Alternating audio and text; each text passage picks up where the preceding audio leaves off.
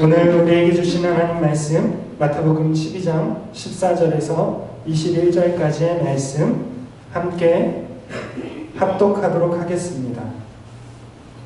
바리새인들이 나가서 어떻게 하여 예수를 죽일까 의논하거든 예수께서 아시고 거기를 떠나가시니 많은 사람이 따르는지라. 예수께서 그들의 병을 다 고치시고 자기를 나타내지 말라 경고하셨으니 이는 선지자 이사야를 통하여 말씀하신 바 보라 내가 택한 종 곧 내 마음에 기뻐하는 바 내가 사랑하는 자로다. 내가 내 영을 그에게 줄 터이니 그가 심판을 이방에 알게 하리라. 그는 다투지도 아니하며 들레지도 아니하리니 아무도 길에서 그 소리를 듣지 못하리라.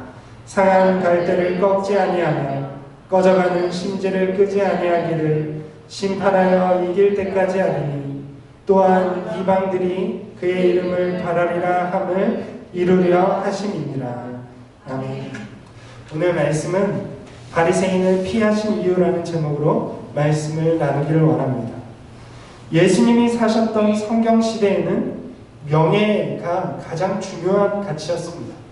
오늘날 자본주의 사회에서는 자본이 가장 중요한 가치이겠지만 예수님의 시대에는 돈이라는 자본보다 명예가 더 중요한 가치로 취급받던 시대였습니다. 그런데 이 명예를 획득하는 데에는 여러 가지 방법이 있었습니다. 가장 기본적인 것은 태어나면서부터 명예를 획득하는 것이죠. 그런데 매우 독특한 명예를 획득하는 고대인들만의 방식이 있습니다. 그것은 도전과 응수라는 방식입니다. 사실 복음서는 이 도전과 응수를 통해서 명예를 획득하는 방식으로 가득 차 있습니다. 예수님께서는 특별히 도전과 응수로서 명예를 얻으신 분으로 성경은 그리고 있습니다. 도전을 받은 자는 어떤 형태로든 도전하는 자에게 응수를 해야 합니다. 그리고 구경꾼들은 이 도전과 응수의 방식에 명예를 획득하는 게임 방식의 심판이었습니다. 그래서 구경꾼들이 이 도전과 응수의 결과를 판단했습니다. 그래서 승자는 명예를 획득하게 되는 것이죠. 오늘 앞서 예수님의 복음의 말씀을 보면 바리새인들은 공개적으로 예수님께 도전을 제기했습니다.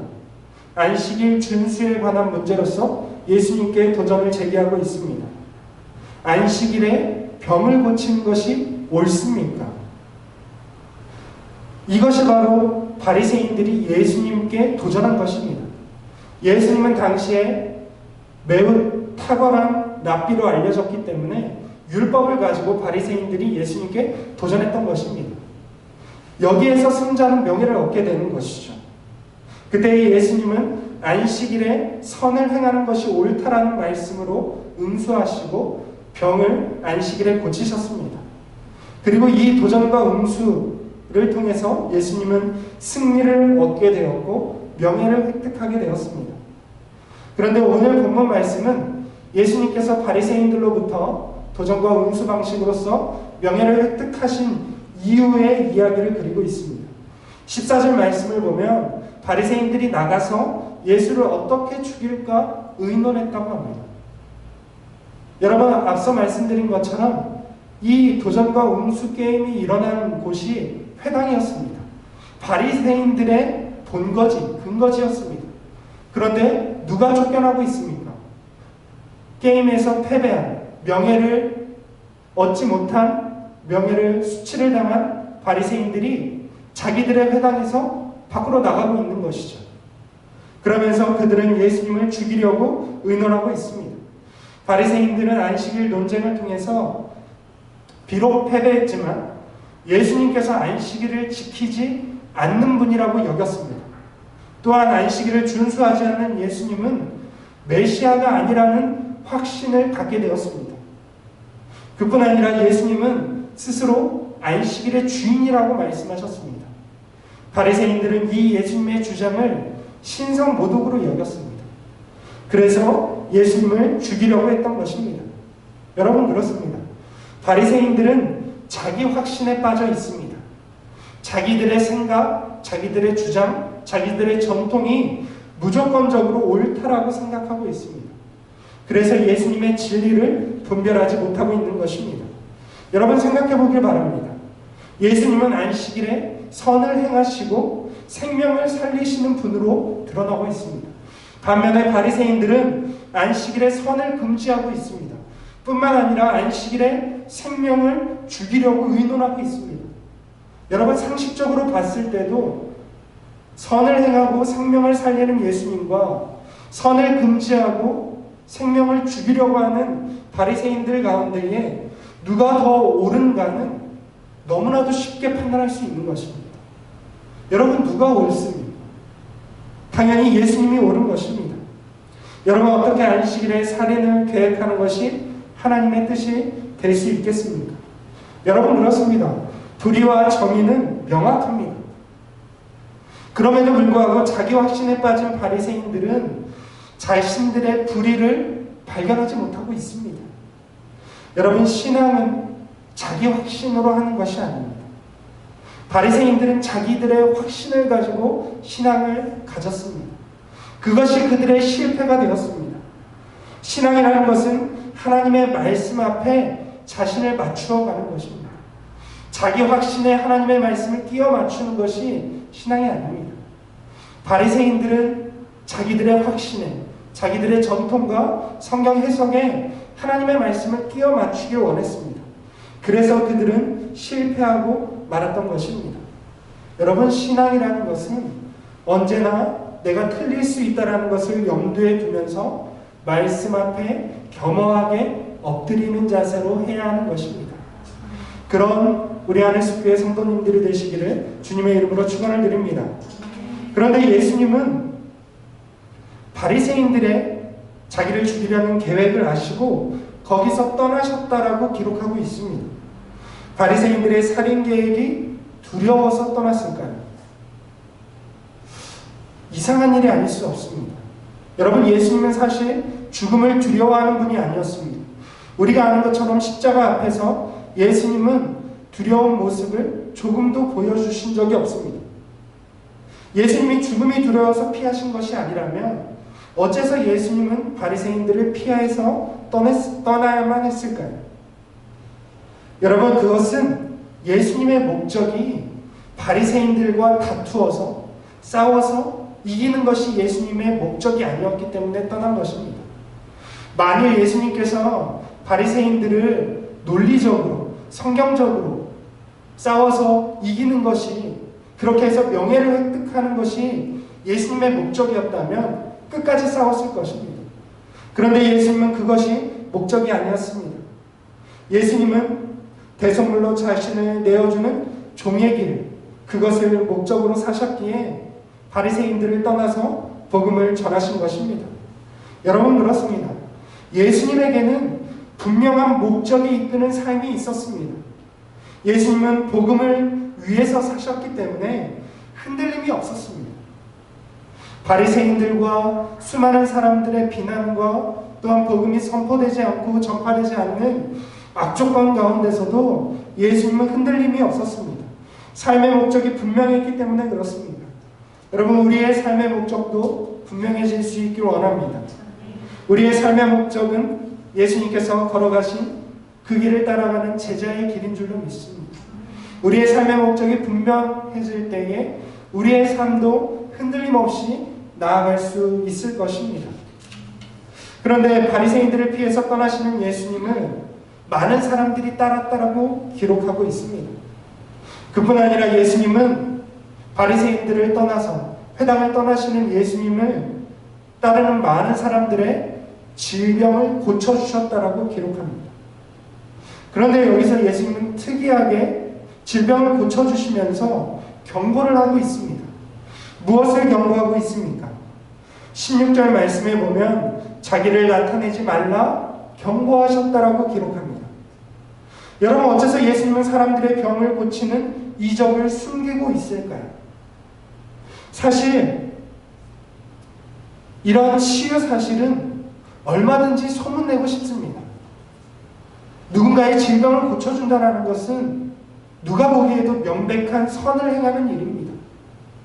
오늘날 기독교 안에도 치유 사역을 하는 교회나 단체들이 있습니다. 그런 치유 사역을 하는 분들의 특징이 무엇인지 아십니까? 어마어마하게 소문을 낸다는 것이죠. 여러분, 기독교 신문들 보면 치유, 신유, 은사 해서 광고들, 기도원부터 시작해서 교회까지 광고들이 넘쳐납니다. 우리 교회에 오면 질병을 고칠 수 있다. 기도원에 와서 금식하면 질병을 고칠 수 있다. 라고 소문을 내는 것이죠. 그런데 예수님은 어떻게 하고 있습니까? 예수님은 자신을 따르던 사람들의 질병을 고쳐주시면서 자기를 나타내지 말라라고 엄하게 경고하고 있습니다. 여러분, 예수님께서 치유에 대한 소문을 금하시는 까닭이 있습니다. 어째서 그렇습니까?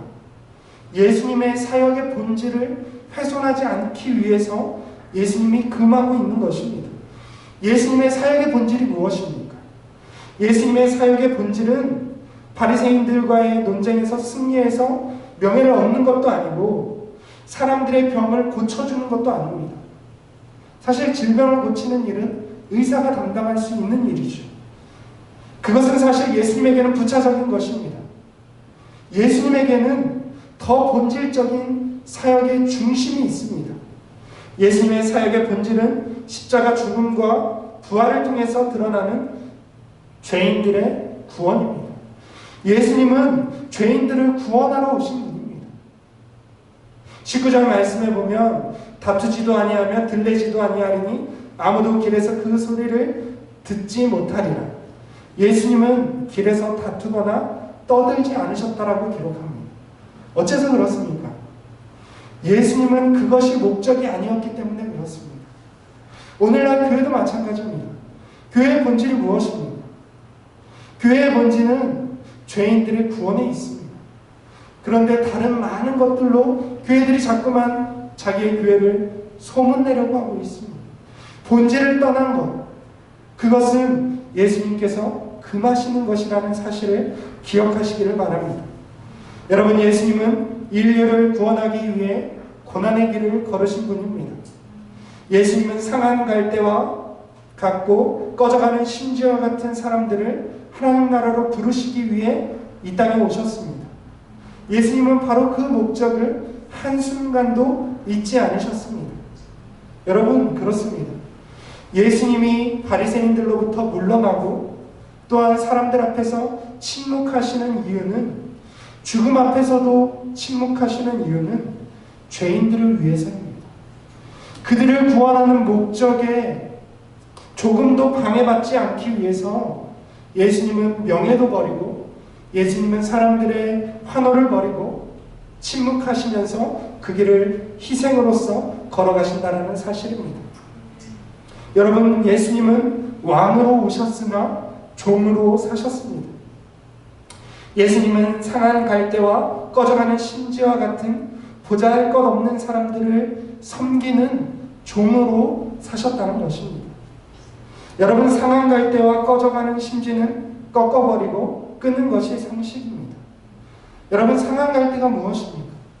사실 상한 갈대와 꺼져가는 심지는 회생 가능성이 없는 죄인들을 뜻합니다. 여러분, 상한 갈대, 우리가 생각하는 갈대와는 조금 다른 갈대입니다. 여러분, 예수님이 사셨던 성경시대에 상한 갈대는 가장 쓸모없는 것, 유익이 하나도 없고 오히려 손해를 끼치는 것을 상한 갈대라고 불렀습니다. 이사야 36장 6절에 보면 그것은 상한 갈대 지팡이와 같은 것이라 사람이 그것을 의지하면 손이 찔리리니. 이사야 36장에 이렇게 이야기합니다. 상한 갈대 지팡이 같은 것은 그것을 의지하면 손이 찔린다는 것입니다. 예수님이 사시는 이 이스라엘 땅에는 갈대가 세 종류가 있습니다. 그런데 그러한 갈대 중에 한 종류의 갈대는 우리나라의 대나무와 같이 단단하고 굵고 5m까지 자라는 갈대가 있습니다. 사람들은 이것을 꺾어서 지팡이로 사용했습니다. 그래서 이사야 36장에 상한 갈대 지팡이라고 이야기하는 것이죠. 여러분, 대나무 같은 갈대를 지팡이로 짚었습니다. 근데 지팡이라는 것이 쓰다 보면 어떻게 되죠? 부러질 수 있죠. 여러분, 갈대 지팡이가 부러진다고 생각해 보시기 바랍니다. 이것이 어떻게 되겠습니까? 부러지면 그 부러진 갈라진 틈이 손에 잡고 있는 곳까지 올라오고 결국 손을 어떻게 하죠? 다치게 만드는 것이죠. 갈라진 상한 갈대 지팡이는 사람의 손을 훼손하게 되는 것입니다. 여러분, 그래서 갈대가 부러지거나 상하면 그것을 버려야 했습니다. 왜냐하면 사람을 다치게 하기 때문에 그렇습니다. 상한 갈대는 아무짝에도 쓸모없는 것을 뜻합니다. 그런데 예수님은 어떤 분이십니까? 그러한 상한 갈대를 꺾지 않으신다, 버리지 않으신다라고 말씀하고 있습니다. 자기 손을 해칠 것을 아시면서도 예수님은 상한 갈대와 같은 사람들을 위해서 종으로 사셨다는 것입니다. 여러분, 꺼져가는 심지도 마찬가지입니다. 등잔에 기름이 가득할 때에 심지가 타지 않습니다. 기름이 올라와서 타는 것이죠. 그런데 등잔에 기름이 떨어지면 그때부터 불은 심지를 태우기 시작합니다. 여러분, 심지가 타기 시작하면 매캐한 연기와 그을음이 발생합니다. 등잔의 목적을 잃어버리고 빛을 내는 것이 아니라 사람에게 해로운 매연을 내는 것이죠. 그렇기 때문에 당연히 기름이 닿은 꺼져가는 심지는 끄는 것이 상식입니다. 그런데 예수님은 그런 목적을 잃어버린 등잔까지, 심지까지 끄지 않으신다는 것입니다. 여러분, 그렇습니다. 예수님은 상한 갈대와 꺼져가는 심지 같은 사람들을 쉽게 포기하지 않는 분이십니다. 아니, 예수님은 바로 그러한 사람들을 위해서, 그러한 사람들의 구원을 위해서 이 땅에 오신 분이십니다. 여러분, 우리가 구원을 받을 까닭은 예수님께서 상한 갈대와도 같고 꺼져가는 심지와도 같은 우리에게 긍휼을 베푸셨기 때문입니다. 예수님이 명예를 추구하지 않고 사람들의 환호를 추구하지 않고 종으로서 겸손히 십자가의 길을 걸으셨기에 우리가 구원을 얻은 것입니다. 그분이 우리를 불쌍히 여기셨기 때문에 그 은혜로 우리가 구원을 얻었습니다. 이제 우리가 그 은혜에 감사하며 또 그 은혜에 힘입어서 삶을 살아가시길, 또 제자의 길을 걸어가시기를 주님의 이름으로 축원을 드립니다.